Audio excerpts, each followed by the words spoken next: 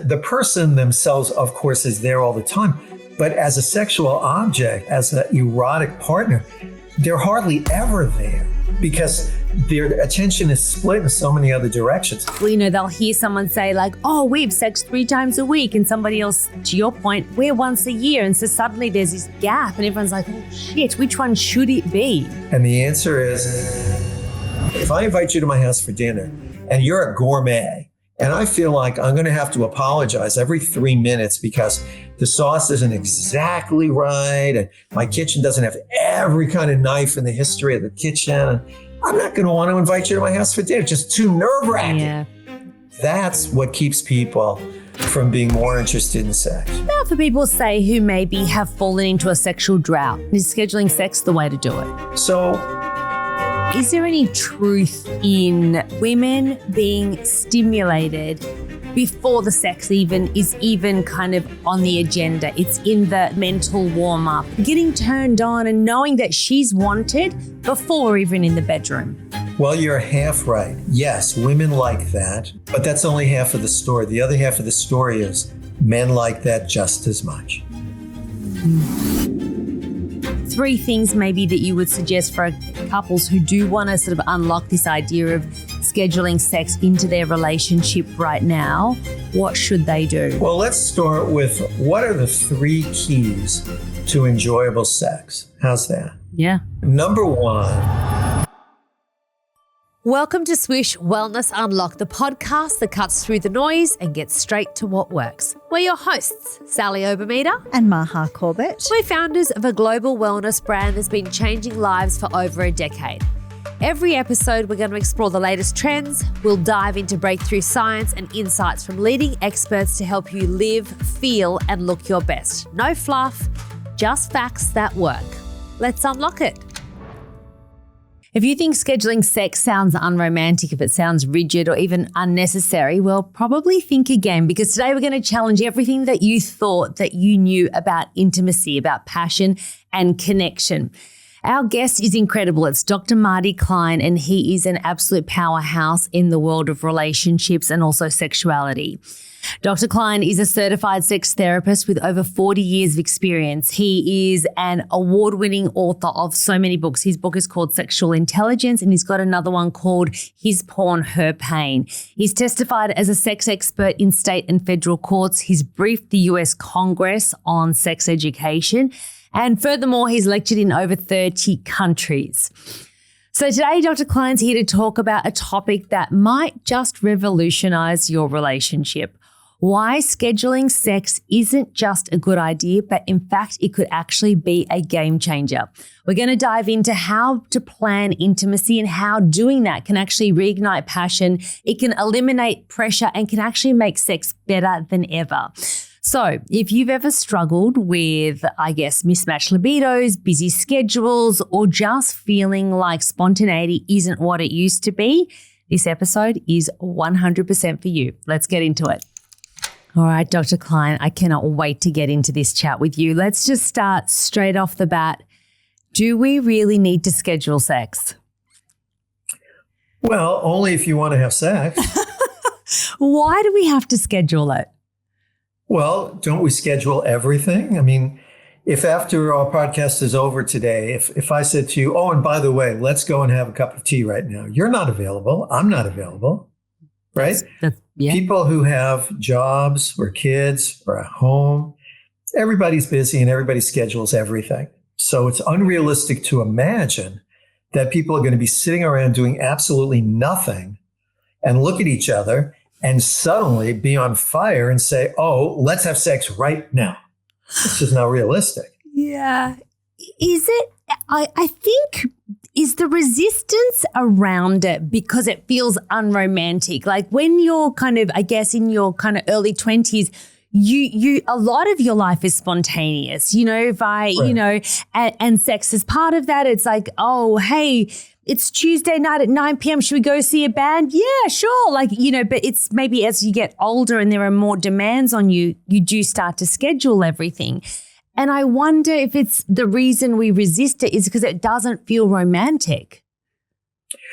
Well, we all form our ideas about sexuality in our early teens and then our late teens and then early adulthood. And we have very unusual bodies at that time of our lives. We don't have those bodies very long.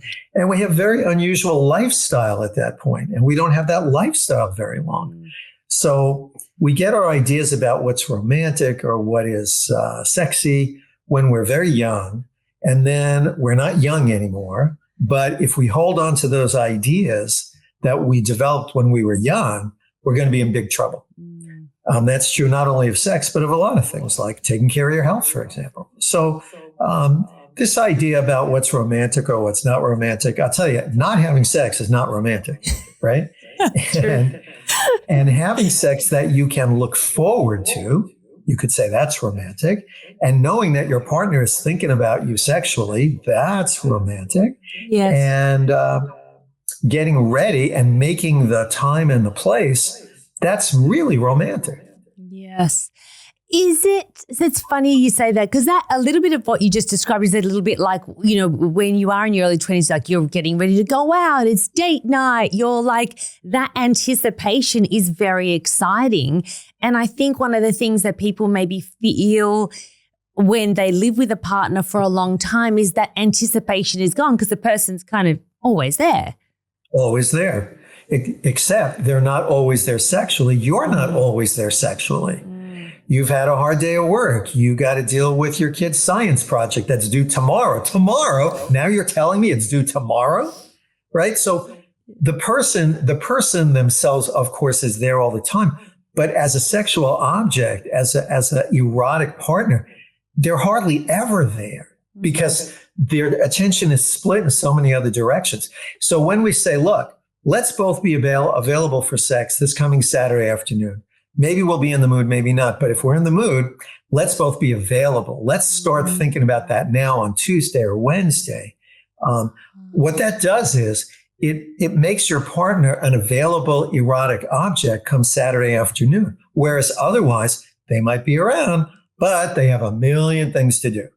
And do you think that it varies from women to men, that like, is a man, Nope.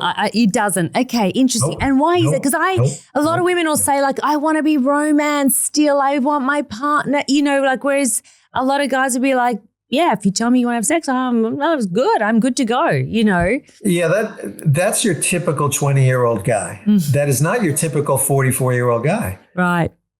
Your typical 44-year-old guy would love to have his partner say to him, listen, I got nothing going on Saturday afternoon. The kids are going to be busy playing soccer. What do you say we get together Saturday afternoon? The typical 44-year-old guy is going to say, well, yeah, what a great idea. I'm so glad that you're thinking of us that way. It's so, does it, because it's not spontaneous, does it affect the quality of the sex? Oh, yeah, it makes it better. Really? In what way and why? Well, let's talk about spontaneity. You have picnics in Australia, right? Yeah, we love a picnic. Yeah. Now, nobody goes on a picnic spontaneously. True. We say, okay, this coming Saturday, no, not Saturday, Sunday. This coming Sunday, what do you say we go on a picnic? Well, I check the weather forecast. The weather looks good. Great. I say, I tell you what, I'll make some sandwiches. I'll make some of my famous sandwiches. I'll make some sandwiches and I'll bring some beverages. You bring a blanket and you bring a Frisbee and bring your phone that's got all those great songs on it. I love your taste in music. Let's not wait until Sunday to decide when we're going to go on a picnic. I'll pick you up at 11 o'clock. You say, okay. So far, there is nothing spontaneous going on. True. Right? We're looking forward to the picnic. Sunday comes, I get up, I make my sandwiches, I've gone to the store yesterday, I've gotten my beverages. You got your blanket, you make sure it's clean. Thank you very much. You got your Frisbee out of the trunk of your car or whatever, the boot, I guess. And you got your iPod, you make sure it's all charged up so we can listen to music. Now, I get directions to the place. That's not spontaneous. I got to plan in advance how to get to the place where we're having the picnic. Then we get to the picnic site. We take out our stuff. We take out the the non-spontaneous sandwiches and the non-spontaneous beverages and the non-spontaneous blanket and the non-spontaneous Frisbee and the non-spontaneous iPod that's got all that great music on it. Now, at that point, we can be spontaneous. We can eat first if we want to, but we don't have to. We can listen to music if we want to, but we don't have to. Yeah. We can play Frisbee if we want to, but we don't have to. Look at all of our choices and look at the spontaneity that we've given ourselves because we've done the planning ahead of time.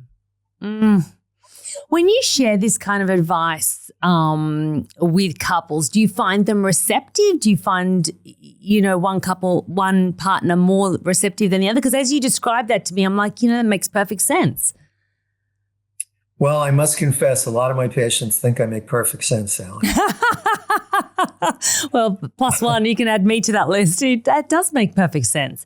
It makes perfect sense. And the only thing is people have to get over the fact that they're not 20 anymore. And some people really can't or don't want to get over the fact that they're not 20 anymore. And if you're 44 years old, you're not 20 anymore. You can either spend your time complaining about why can't life be like it was when we were 20, or you can take advantage of the resources that you have when you're 44, like the ability to think ahead. Yeah. What's the biggest hindrance do you find to couples having a good, healthy sex life? Oh, that's a 17-hour show that we need to schedule, Sally. Right. But I will tell you this. The biggest obstacle to people having enjoyable sex had nothing to do with sex. It has to do with, are they getting along? Have they had enough sleep in the last week or two? Do they trust the other person isn't going to tease them because they've gained a kilo or two? Do they believe that the other person is not going to put their finger where they told them over and over again, do not put your finger there? So there's all these relationship factors that either allow people to focus on sex or prevent people from focusing on sex. Do you find people's, I don't use the term obsession, but I guess it's like as a society, our connection with our phone a problem? Do I think it's a problem? Yeah, I think it's a problem. I see it in my office. People take their phones to dinner on Saturday night. People say, oh, we're going to have a sex date. A date night. Great, you're having a date night. Why are you taking your phone into the restaurant?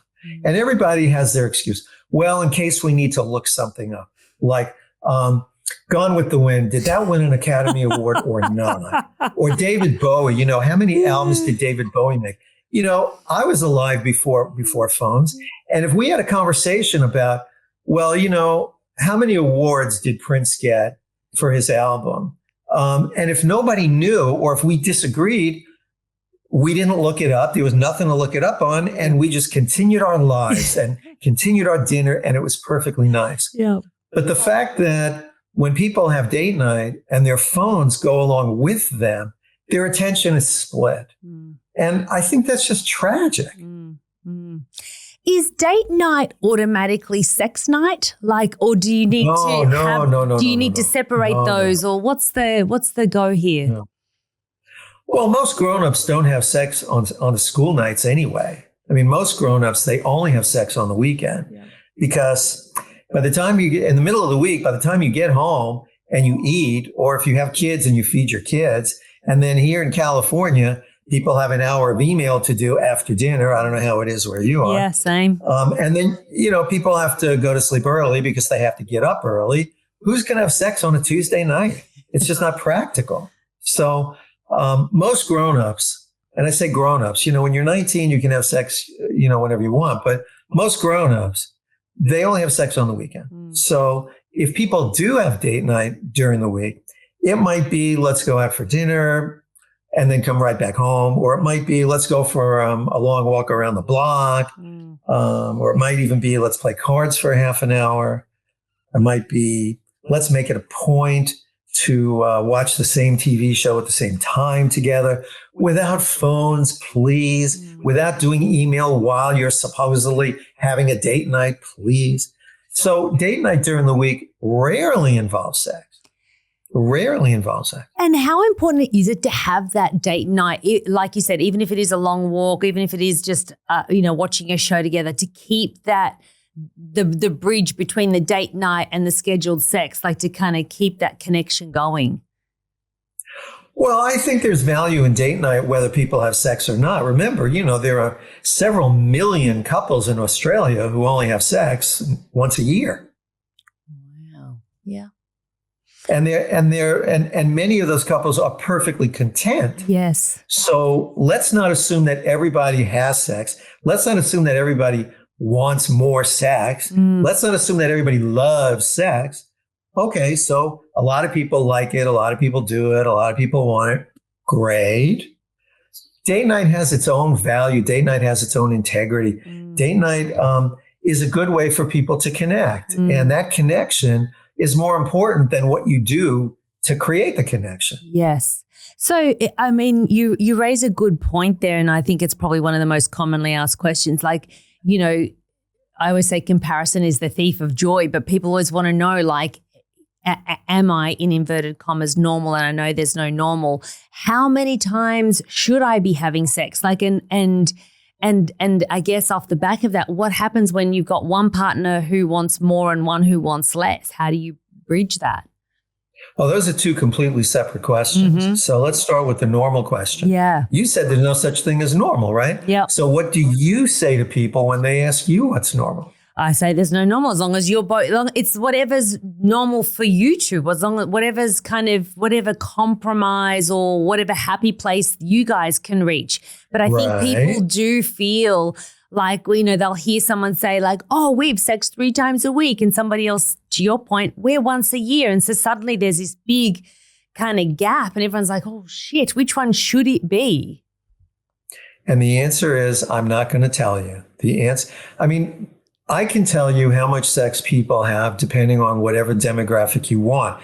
Their age, how long they've been together, whether they're left-handed, but I just won't tell people. Yeah. Every year on Valentine's Day, the newspapers call me and they want to interview me about some sexual thing.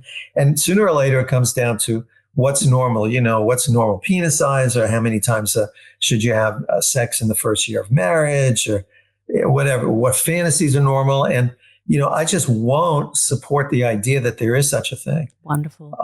Partly because the second that anybody says that something is normal, it creates the category of not normal. Yeah. So, I don't want to do that. Yeah. And I don't want to do that. Yeah.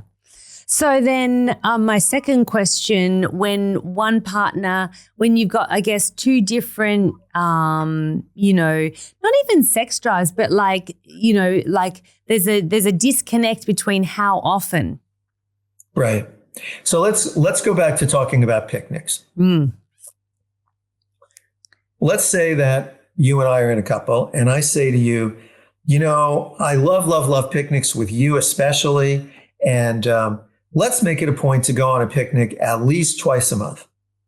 And you say, oh, yeah, picnic once in a while is okay, but, maybe twice a year. I don't know about twice a month.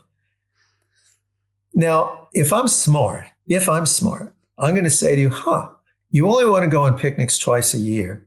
What is it about going on picnics that you don't especially like? And if you're smart, which you are, you would say to me, picnics twice a month. What is it about picnics that you like so much? And what we might find is that some of the things that I like about picnics, we could get in other ways. And some of the things that you don't like about picnics, we can just eliminate from picnics. Wow.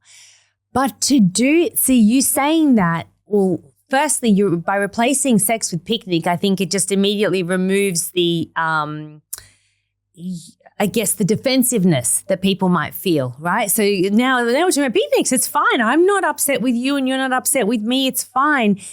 But when we swap out picnics in for sex, it's like, well, what, you don't want to have sex with me? Or no, I don't, so then suddenly everyone's feeling very, what's the word? Kind of, it's all very personal. Taking it personally.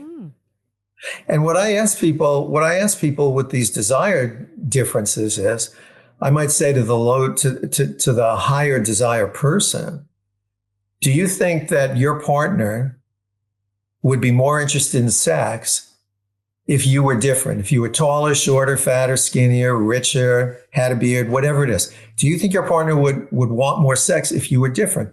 And typically people say no. I say, right. So that means it's not personal to you. Interesting. Now, occasionally somebody will say, yeah. And then we talk about, okay, what is it about you that you imagine is limiting your partner's sexual interest in you? Let's talk to your partner and see if that's true. And if it is, let's see if there's anything that we want to do about that. What about for people, say, who maybe have fallen into a sexual drought? Is scheduling sex, or how would they help themselves get out of that if they wanted to? And is scheduling sex the way to do it? Well, we're not going to go to picnics on this one. But we are going to. Do you play Scrabble in Australia? Do you know we love Scrabble. Yeah. Yep. Great. So let's take a couple. They don't have sex very often. They have sex maybe 4 times a year. Mm-hmm. A lot of couples like that. They have sex 4 times a year. They love to play Scrabble together. And they have a dog. And they love to spend time with their dog. And they live near the seashore. So, of course, they love to go to the beach. Yep. And they love to cook together. So this is a couple that has a lot of different ways to enjoy themselves, right? Mm.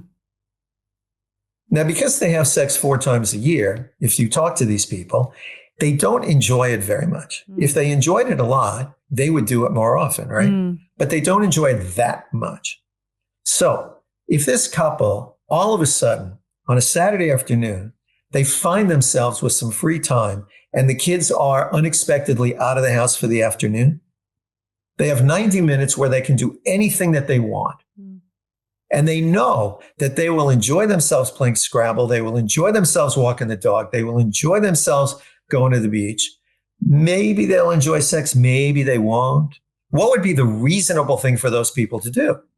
It's not sex. No. Scrabble, right? Walk the dog and cook. Yep. Exactly. So when people don't have sex very, very often, if they want to have sex more often, I ask them, well, okay, what do you imagine could enable you to enjoy the sex more? Mm. I mean, nobody has to force me to eat ice cream. Me either. I volunteer. Me either, yeah. Is there something, I think for me, really hit the nail on the head when you said it's almost like there's a part of us, I'm coming back to kind of what we spoke about in the beginning, where there's a part of us and it's this part that's still we're still 20 in our mind when it comes to sex and what will happen in this scenario. So it's the spontaneity, the romance, the anticipation, the blah, blah, blah. And like you said, everything else is so planned. It's like we've left that part behind and we haven't caught up. And so, it's that thing about, well, I want to be romanced and I want to be taken out on a date and I want, but that's not what our life is like anymore. But it's a lot more than that. It's a lot more than that. Let's say, for sake of argument, you have a couple and he just loves to put his finger up his wife's nose when they have sex. Right. Okay. Yep. Let's just say. Yep. This is not a big thing in California. But let's just say. And let's just say that she doesn't like that. Mm-hmm. Not hard to imagine. Let's just say she doesn't like that. Yep. And the first 20 or 30 or 100 times that they had sex, he did this. And she said, no, don't do that. Don't do that. And about the 99th time that he did that, she said, look, don't do that now. And don't do that next time we have sex. And don't do that for the next 50 years. If there's ever a time when I really want you to put your finger up my nose during sex, I promise I will let you know. Yep. And the very next time they have sex, either he says, sweetheart, I read a blog about this better way to put my finger up your nose. I bet you'll like it this time. Or he says, well, here we are having sex. Guess I'm not going to put my finger up your nose. Well, I'll just kind of enjoy it as best I can. Now, that is not sex that she is going to want to have. Nope. Regardless of orgasms, regardless of erection, lubricate, that's not sex that she's going to want to have. Yeah.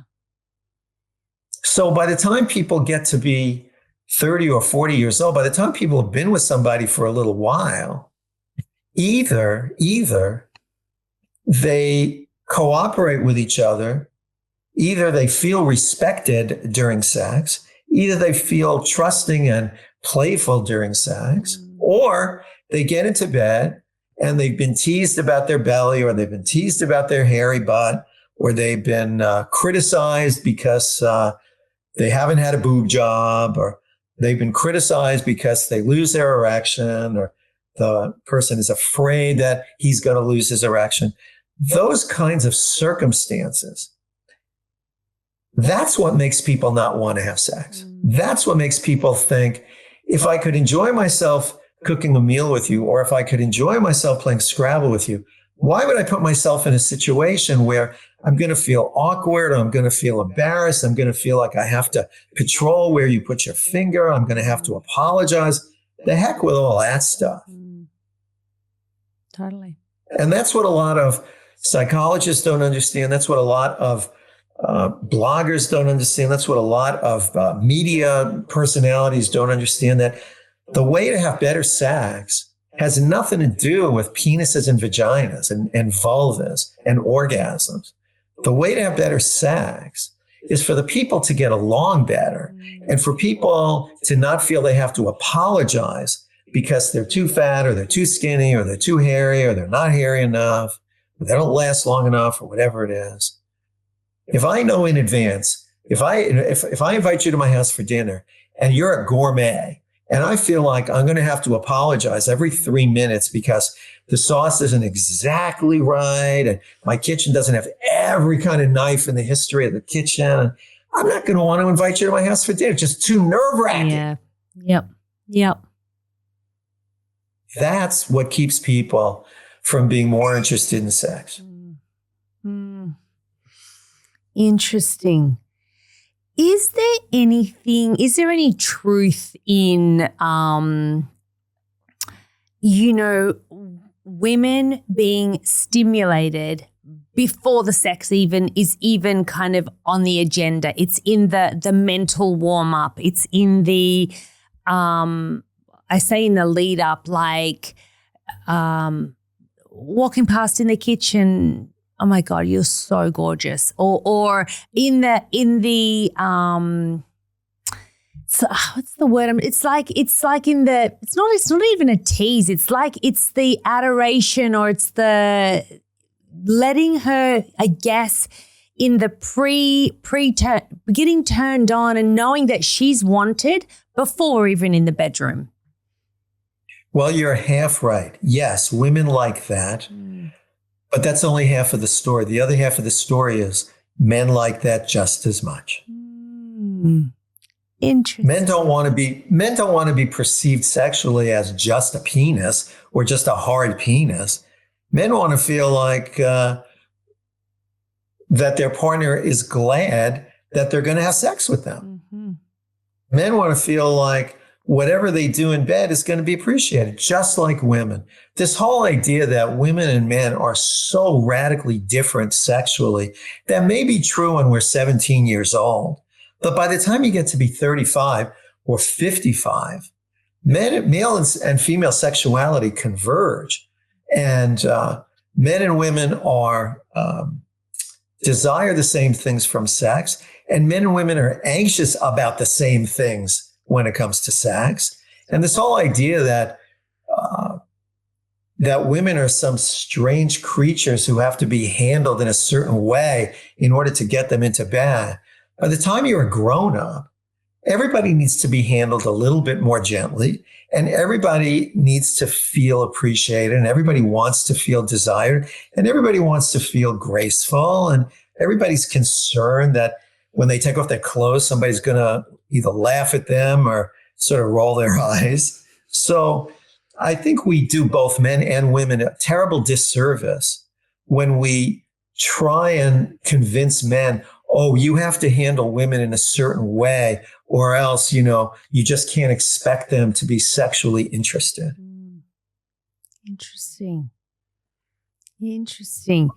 What long-term effects that you see, I guess, with couples who start to schedule sex and change the way that they view sex? What are the long-term effects that you see with them? Well, let me just make sure we get the wording on the question right, because we're not scheduling sex. We're scheduling availability for sex. Yes. Because when Saturday at 2:00 comes along and we both have scheduled that we're not going to have any other plans between 2 and 4:30 on Saturday afternoon, one of us might not be in the mood. One of us might have hurt their back. One of us might be just started their period and they just don't feel like it. One of us, we might have had a quarrel Saturday morning. So we're not saying we're going to have sex Saturday at 2:00 no matter what. What we're saying is we're creating the space. We're creating the time. We're making room for, if we both want to have sex, we actually can. Yeah. So there's a cancellation policy, I guess, essentially. Absolutely. Yeah. Absolutely. Full refund. So for couples who take up this, I guess, maybe a new way for them of looking at sex and prioritizing it, what are the changes that you seem to notice long-term in their relationship? Well, for the most part, they have more sex. It's real simple. It's amazing. Because as I said, most couples, they don't have sex. Most couples do not have sex spontaneously. Most couples, unless they, go to Wellington for the weekend or something. Yeah.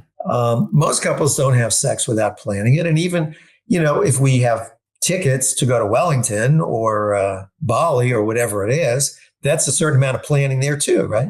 Yep. So for starters, if you make time to have sex, you end up having more sex. There's a non-sexual longer term impact of this, though, that is really interesting. And that is people begin to ask themselves, what other changes could I make in the way I approach my week or my month so that I can have more of what I want?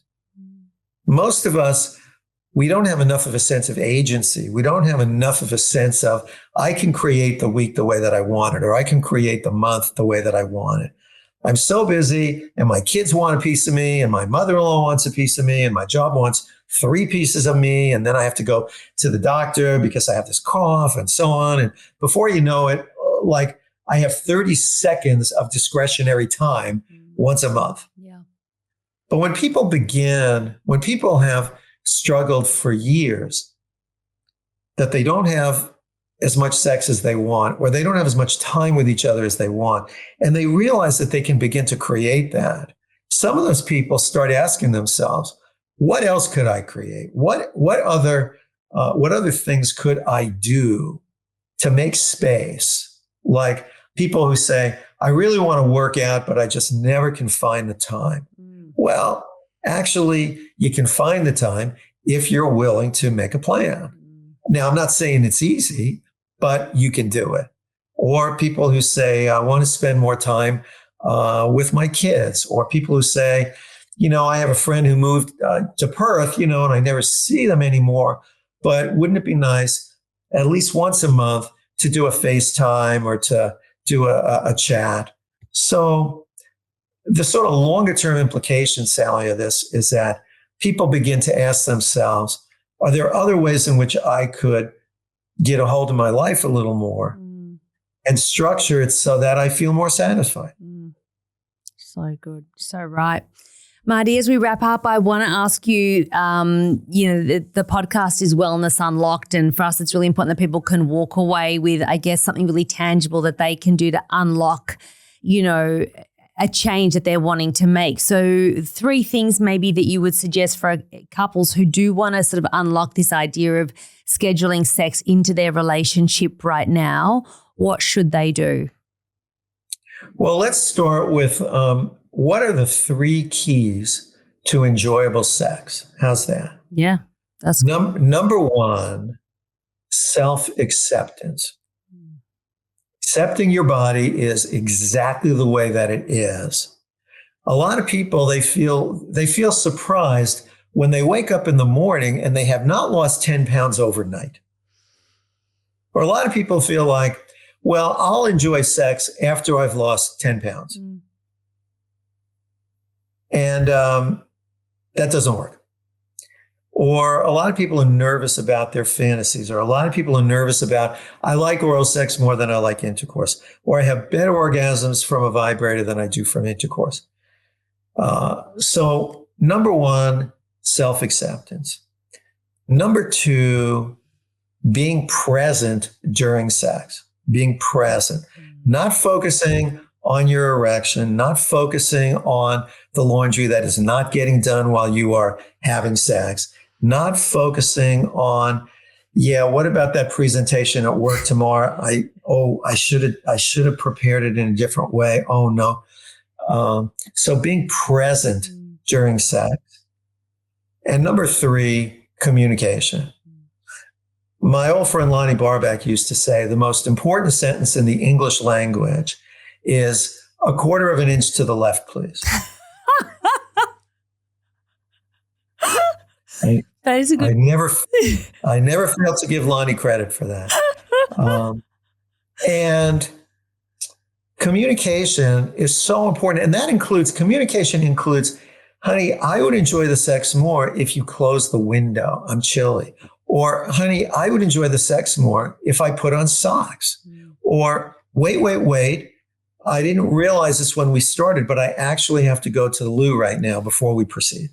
So communication is the third leg, if you will, or the third aspect of making sex more enjoyable. Self-acceptance, being present, and communication. Those are the three things that no matter what you look like, or no matter what your erection penis does or doesn't do, no matter how big your vulva is or what color your vaginal lips are, those are three things that if people focus on, they will enjoy sex more.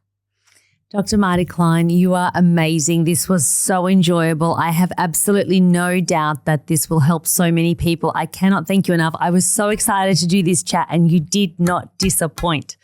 Thank you so much. This was amazing. Thank you, Sally. Thank you. Well, that's a wrap on Wellness Unlocked. If it hit home, then hit follow, share it, and dive into the show notes for all of the links and any of the resources. Head to SWIISH.com for more, and if you're in Australia, you can also find us in Priceline stores. Now, we want to hear from you what resonated, what you want more of, and what you're curious about next. This is your space for wellness that works. Remember, everything we cover is for general informational purposes only and is not a substitute for medical advice. Always consult your healthcare professional before making any changes to your health or wellness routine.